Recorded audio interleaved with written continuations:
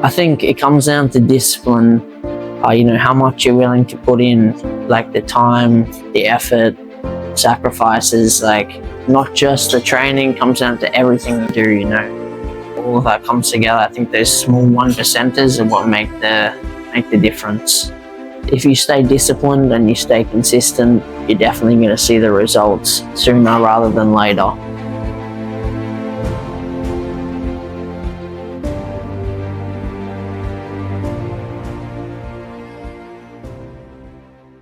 Okay, Will, thank you so much for taking the time today. We want to get to know you and hear a little bit more about your story. So let's just get started. For people who don't know you, who is Will Bardsley? I'm a boxer. I'm an Australian, 20 years old, and right now I'm living in Toronto, Canada, obviously. Your name, so we have Will the Butcher Bardsley. Yeah. Why the Butcher? Where does that come from? When I started boxing, I was about 12 years old. I just tried to think of something cool that sounded good, and that's what I came up with. Amazing. Stuck. Yeah. Love that. And when did boxing become serious for you? It became serious probably when I was about 13 or 14 years old. Like I just fell in love with the sport, and since then I've continued to compete and train, and yeah. And maybe just for context, what are the different levels of boxing? You can compete at a national level even if you're just starting. Like there's some tournaments that are open to anyone, any level. But I'm in the open level, so anyone with 10 or more fights, 10 or more bouts, however you want to put it. Right now I'm competing at more of a national level. So I'm traveling around Canada, doing national tournaments in different places. Like I've got one coming up in Calgary. Right now I want to compete at the national, win a national title, I should say.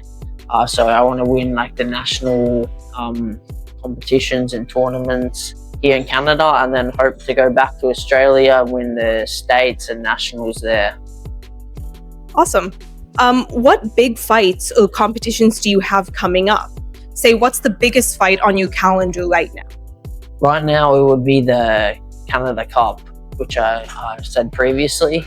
So that's in Calgary, and that's coming up middle of March. Yeah.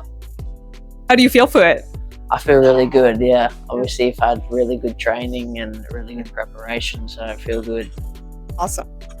In your opinion, what separates elite boxers from average ones? I think it comes down to discipline, how much you're willing to put in, like the time, the effort, sacrifices, like not just the training, comes down to everything you do, Also the recovery, the dieting, all of that comes together. I think those small 1%ers are what make the difference. How long have you been training here at altitude? I've been training here for I think 3.5 years. So I started in September 2022. When me and my father were searching for places to live, we actually were looking at a place just around the corner, and I walked past this place, Altitude, and I thought it would be a great place to try out and train at. And since I trained at Altitude, I just felt a big difference. Like, it makes me work harder, and straight away I saw big results, like fitter, more conditioned and stronger straight away, just after a few weeks. So I stuck with Altitude. Amazing. And you're super consistent and you really put in the work. So a lot of it is also your dedication, which is awesome to see. Before training here, what did you feel was missing in your preparation? Well, I think you can always improve and always be fitter, always be stronger, and always be, more conditioned. So I knew I could get that edge if I came here and trained at Altitude, because obviously the elevation makes you work harder and you get the huge benefits. So right now I'm working on more of a power sort of program, thanks to Josh, who's been helping me out with that, and the aerobic power and then anaerobic endurance. So when I get in that boxing ring, I'm able to explode with my punches and really have more power and more speed throughout the whole fight. So right now I'm doing the force plates assessment, and I also do, of course, the VO2 max test. So pretty much with the VO2 max test, we go through a running phase, and pretty much it's just all out as hard as you can go until you can't go anymore.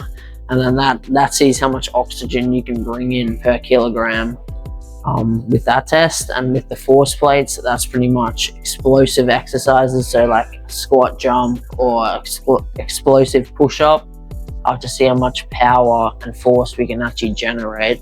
I definitely see the benefit because I'm able to look back at my results and see, the improvements I'm making actually on a, scientific basis, rather than just thinking, oh, I feel better or I feel stronger. So I'm able to look back at my results and really see the improvements. Since starting at altitude, what specific performance changes have you noticed? Like in training, I even have less rest in between rounds, and I've noticed my recovery has gone through the roof. And I'm just, compared to my opponents and sparring partners, I can just tell like I'm just much fitter, much more conditioned than them. Awesome. Do you feel more confident going into fights knowing you have an edge from training at 10,000 feet? Yeah, absolutely. Like that ability to recover so much faster, and that ability to really push the limits. I just know that I have that confidence. Yeah.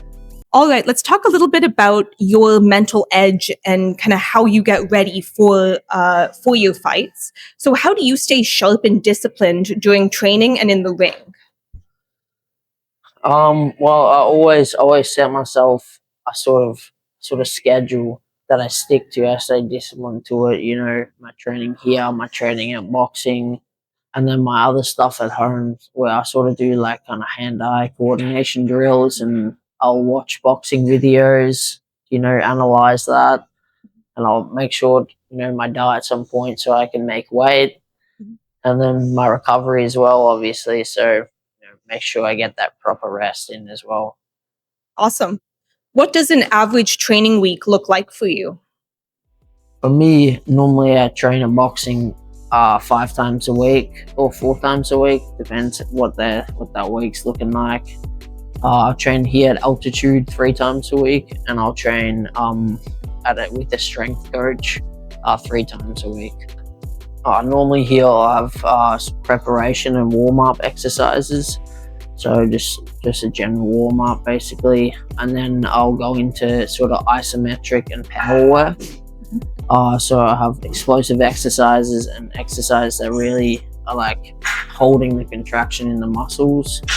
And then I'll go into sort of sprints, power sprints, you could say, with the Versa or the assault bike, or even the ski erg I've been using. Mm-hmm. And then sometimes I also have running, where I stick at a specific zone.